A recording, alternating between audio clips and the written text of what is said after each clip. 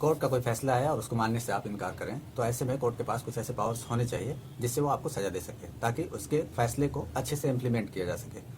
और कोर्ट के पास ऐसे पावर हैं भी कि अगर आप उसके फैसले को मानने से इनकार करें तो वो आपको सज़ा दे सके।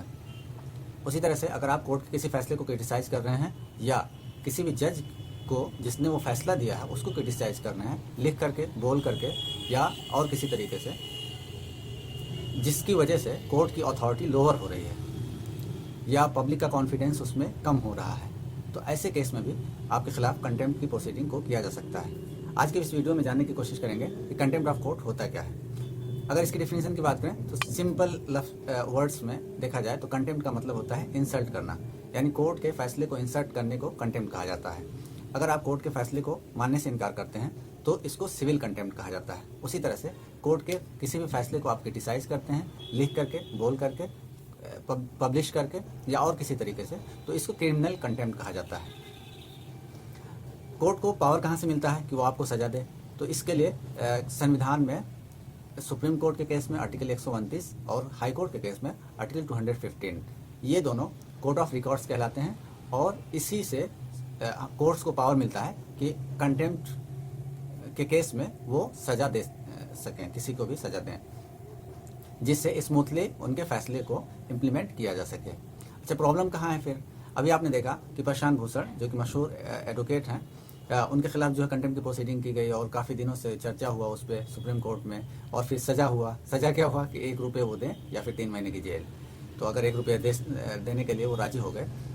उसी तरह से कुणाल कामरा के खिलाफ भी अब केस चल रहा है, और कुणाल कामरा ने अर्नब गोस्वामी के बेल होने पर सुप्रीम कोर्ट को क्रिटिसाइज़ किया था, बहुत सारे ट्वीट्स किए थे, तो उनके खिलाफ भी जो है केस शुरू कर दिया गया है। अच्छा, इसमें जानना जरूरी है कि 10 लोगों ने, कम से कम 10 लोगों ने कुणाल कामरा के खिलाफ जो है केस करने की कोशिश करी थी, और उसके लिए अटॉर्नी जनरल से या सॉलिसिटर जनरल से कंसेंट मांगा था। तो कंसेंट मांगना क्यों ज़रूरी है?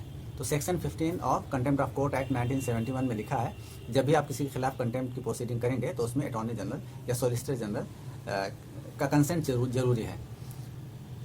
लेकिन एक बात ये भी जानें कि कोर्ट्स जो है सो मोटो, यानी खुद से ही बिना किसी कंसेंट के आपके खिलाफ कंटेम्प्ट की प्रोसीडिंग स्टार्ट कर सकते हैं अगर आप कोर्ट को इंसल्ट कर रहे हैं। अब ये जज समझने की कोशिश करते हैं कि कंटेम्प्ट जरूरी क्यों है।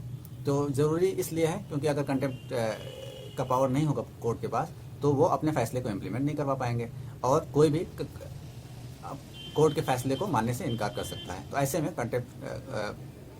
में कोर्ट के पास कंटेम्प्ट का पावर होना ज़रूरी है। उसी तरह से अगर आप क्रिटिसाइज़ कर रहे हैं और उससे जो पब्लिक में कॉन्फिडेंस बना हुआ है, अगर उसमें कमी आ रही है, तब भी कोर्ट के पास ये पावर होना ज़रूरी है कि आपको सज़ा दे, नहीं तो मजाक बन करके रह जाएगा कोर्ट्स। उसी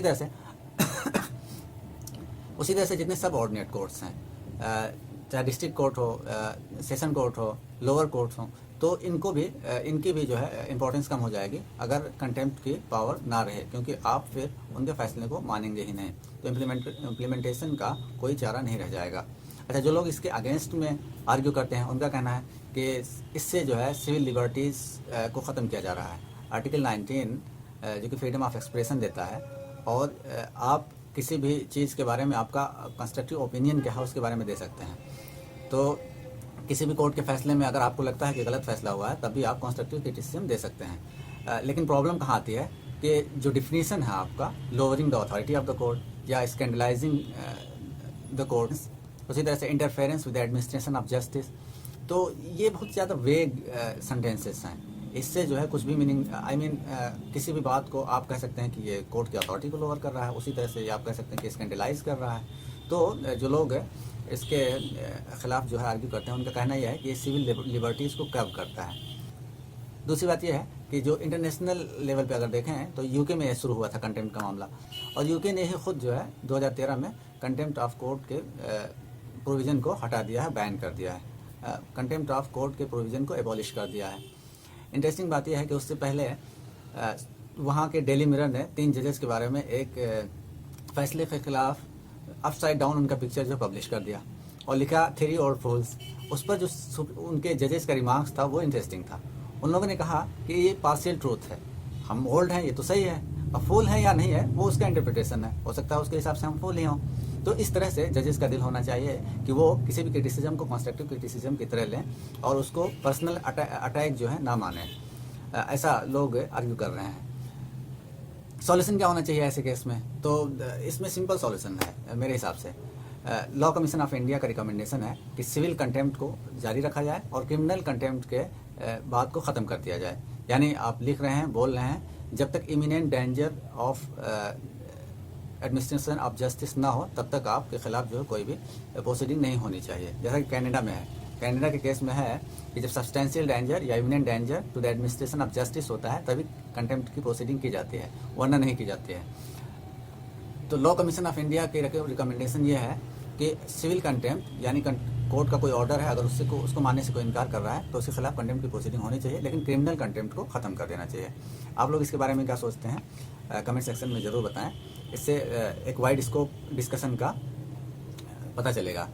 और कुणाल कामरा के केस में उनके खिलाफ जो है कंटेम्प्ट की प्रोसीडिंग होनी चाहिए या नहीं होनी चाहिए, या उसको कंस्ट्रक्टिव क्रिटिसिज्म की तरह लेना चाहिए, इसके बारे में please do let me know in the comment section and like, share and subscribe. Thank you.